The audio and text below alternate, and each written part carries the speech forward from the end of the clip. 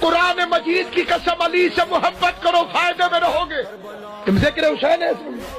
میں اسے سر پہ رکھ کے محمد مصطفیٰ نے فرمایا یا علی اگر کوئی بندہ اپنی بخشش کے لیے 70 نبیوں کے اعمال پیش کرے، جو بندے غصے ہو کے سننے ان کی زیادہ توجہ چاہتا ہوں، 70 نبیوں کے